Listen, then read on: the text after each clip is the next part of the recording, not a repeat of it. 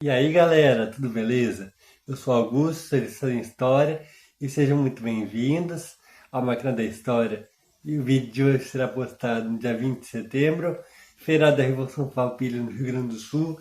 E para quem não sabe, eu nasci e fui criado aqui e ainda hoje moro aqui. E para comemorar essa data tão importante para o meu estado, hoje vocês vão conhecer a história da Revolução Farroupilha. Já deixe seu like, seu comentário e vamos lá! Primeiramente, é importante que a gente entenda o seguinte: como eu disse no meu vídeo sobre a independência do Brasil, que vocês podem ver clicando aqui em cima no card, uh, a independência foi um processo demorado, longo e que gerou uma baita dívida. Como vocês devem lembrar, o Brasil foi obrigado no Tratado de Paz, de Amizade e Aliança, a pagar uma dívida para Portugal de 2 milhões de libras, o que causou uma dívida e uma instabilidade que fez com que a figura do imperador começasse a ser questionada. E para piorar ainda mais a situação, em 1825, exatamente no mesmo ano que foi assinado o Acordo de Paz, começou a Guerra da Cisplatina, onde as Províncias Unidas do Rio da Prata, atual Argentina, entrou em guerra contra o Brasil pelo controle da província Cisplatina, que hoje é o Uruguai. E essa guerra terminou em 1828, onde nenhum dos dois lados conseguiu uma vitória decisiva. E para acabar logo com o conflito, já que ambos os lados estavam exaustos, foi acordado que que seria criado um novo país, o Uruguai, que serviria como um país tampão para evitar conflitos entre o Brasil e a futura Argentina, né, que era a Províncias Unidas do Rio da Prata. E esse conflito com certeza foi um desastre para o Império, tanto militar, já que eles perderam esse território que era importante, já que na época a Cisplatina era uma província brasileira, mas passou a ser Uruguai, tanto financeiramente quanto, como vocês devem saber, como eu falo constantemente aqui, guerras custam caro, né?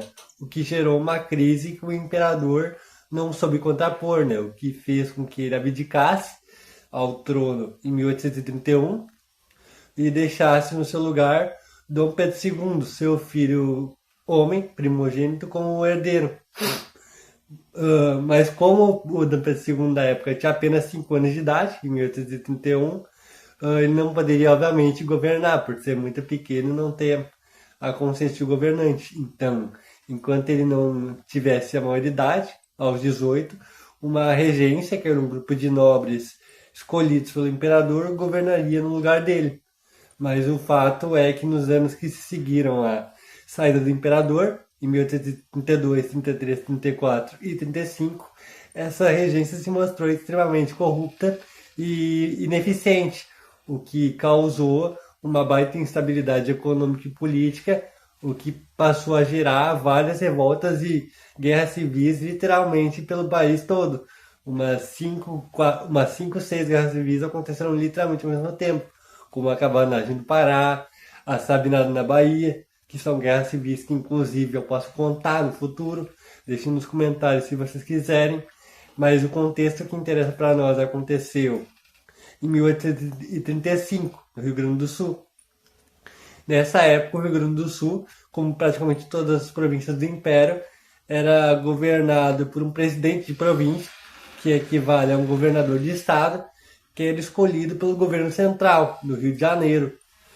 Porém, a Assembleia Provincial, que seria o equivalente ao legislativo do estado hoje, era feita por eleições. E, de modo geral, todas as províncias eram governadas por dois partidos principais. Os conservadores, que em geral defendiam que as decisões das províncias deveriam ser tomadas exclusivamente pelo governo central, no Rio de Janeiro, e os liberais, que defendiam basicamente que as províncias deveriam ter mais autonomia para fazer suas próprias leis, as suas próprias escolher seus próprios governadores de província, etc. Basicamente defendiam maior liberdade de autonomia, sem que o governo central interferisse tanto. E nesse bolo aí entra os farrapos, que eram como conhecidos, farrapos ou farroupilhas, os gaúchos do Partido Liberal, que em geral defendiam maior autonomia para a província do Rio Grande do Sul, né? E, E outro ponto que também é importante destacar é que na época o presidente da província não era escolhido por eleições. Ele era escolhido por uma junta de regentes lá no Rio de Janeiro, ou no caso, se tivesse o imperador no trono, era escolhido pelo imperador, né?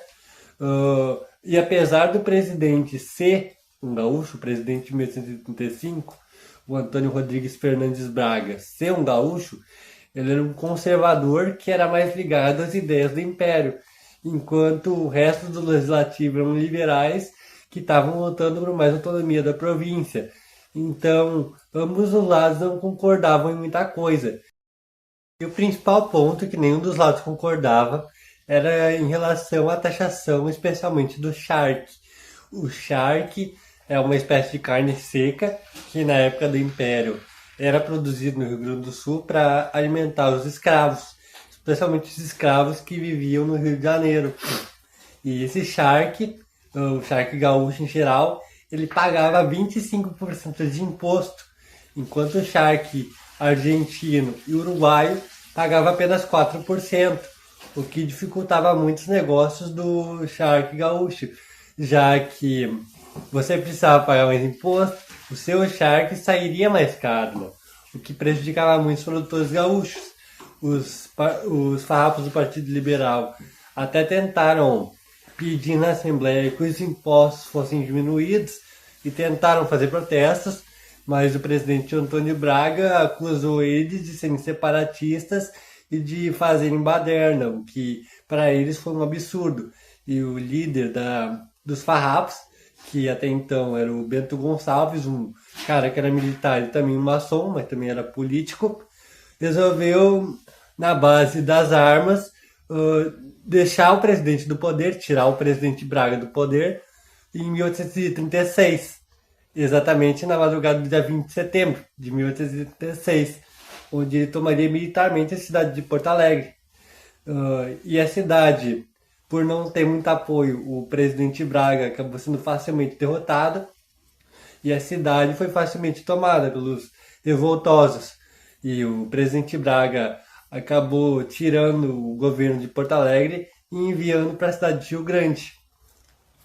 E nos meses que se seguiram, o sul da província, na região dos Pampas, próximo à fronteira com o Uruguai, é rapidamente tomado pelos rebeldes por estar desguarnecido, mas a partir de junho de 36, os imperiais conseguem retomar Porto Alegre e a partir daí ela foi sitiada por mais de 1.200 dias.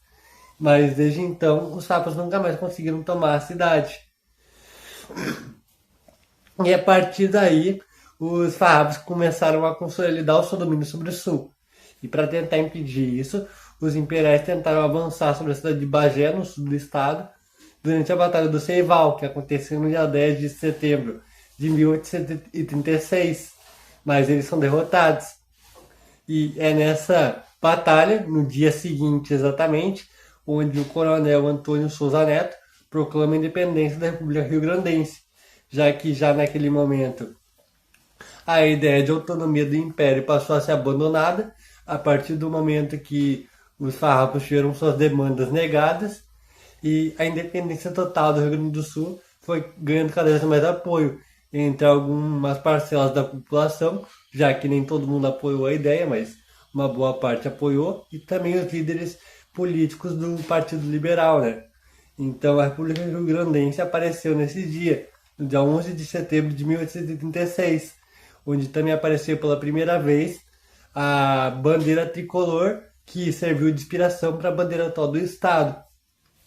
E a partir de 1837, os farrapos também conquistam algumas vitórias, especialmente em Lages, na Santa Catarina, onde eles anexam a cidade ao seu território. E a partir daí, eles continuam dominando a parte sul e começam a ir para a parte central do estado a partir de 1838, quando eles tentam dominar a cidade do Rio Pardo e conseguem. Em 30 de abril de 1838, eles conquistam a cidade do Rio Pardo na Batalha do Barro Vermelho. E nessa batalha, eles capturam um maestro, o Joaquim Mendanha, que é forçado por eles a compor um hino para essa nova república. E esse hino, até hoje, tem a melodia do hino do Estado. A letra ela é diferente, mas a melodia permaneceu a mesma.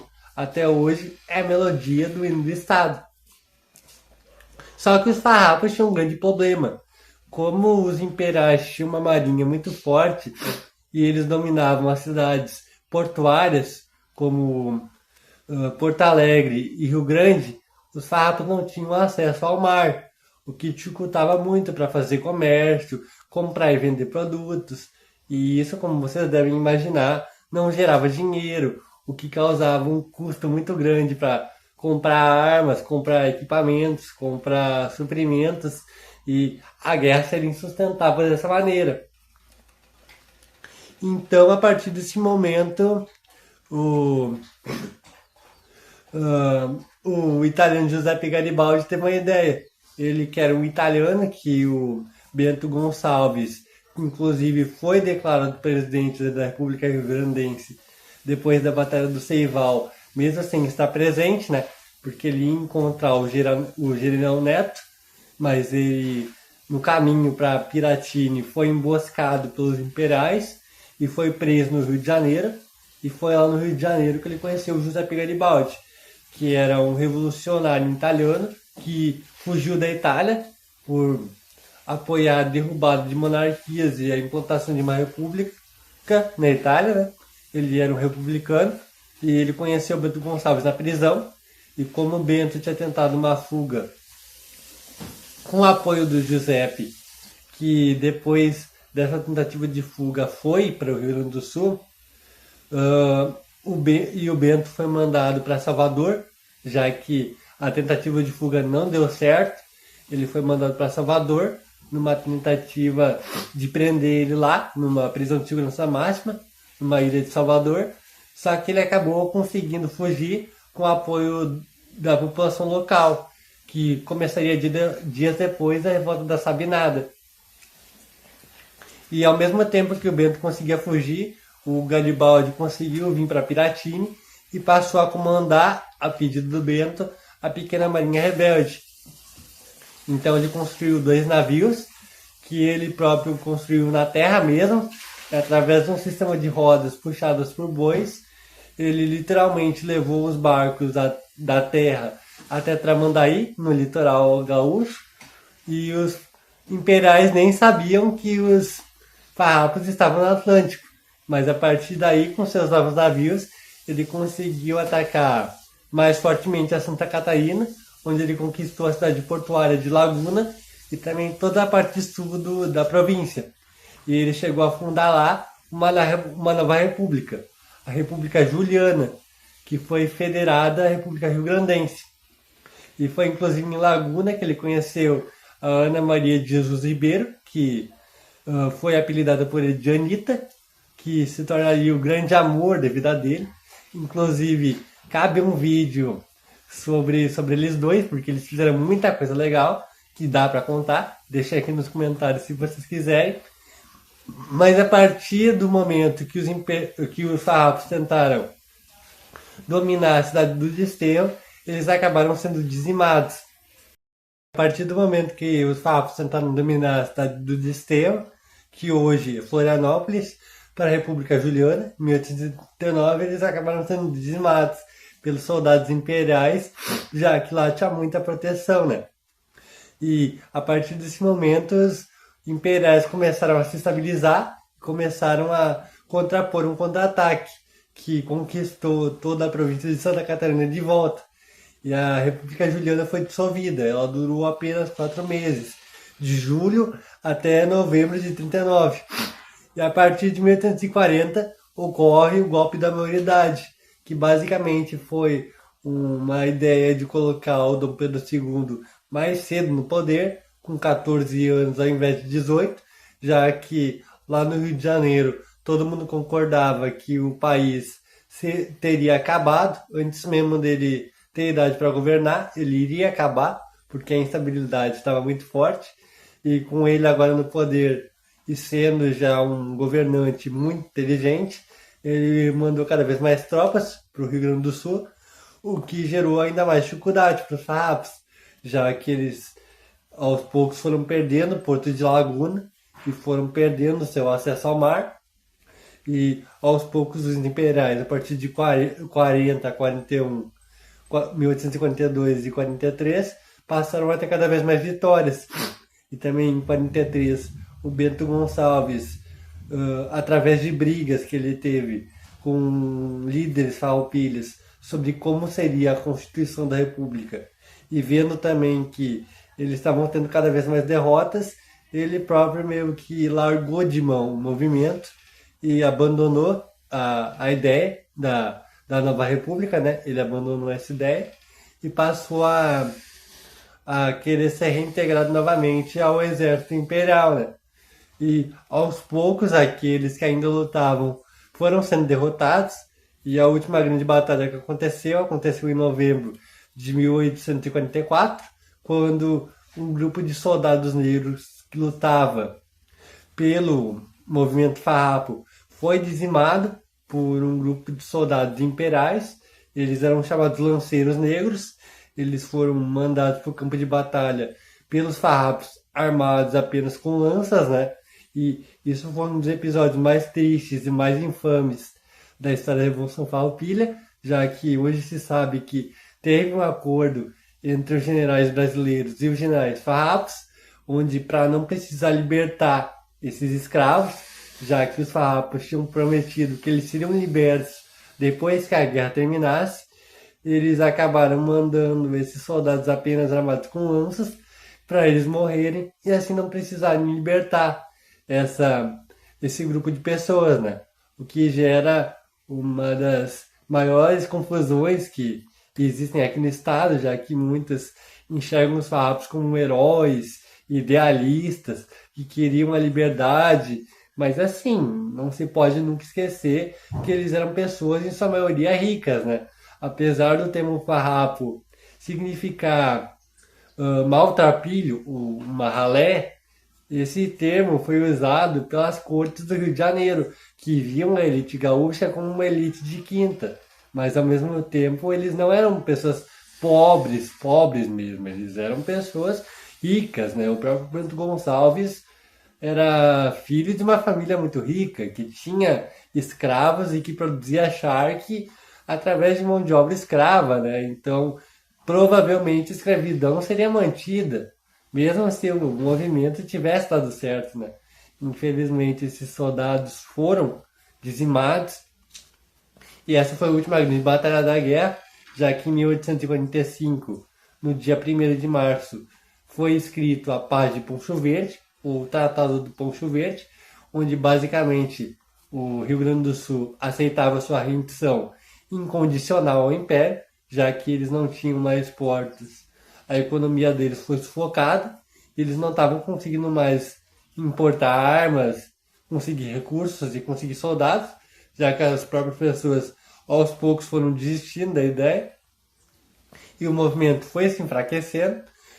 Então eles assinaram em 1º de março a Paz de Poncho Verde, onde ficou declarado que as dívidas da província seriam pagas, os farrapos seriam perdoados e reintegrados ao exército imperial nas mesmas posições que eles tinham antes de aderirem à revolta, já que a maioria era do exército, uma boa parte dos farrapos pertencia então ao exército do Império, e além disso, os impostos do charque seriam diminuídos, o que não prejudicaria tanto os seus negócios.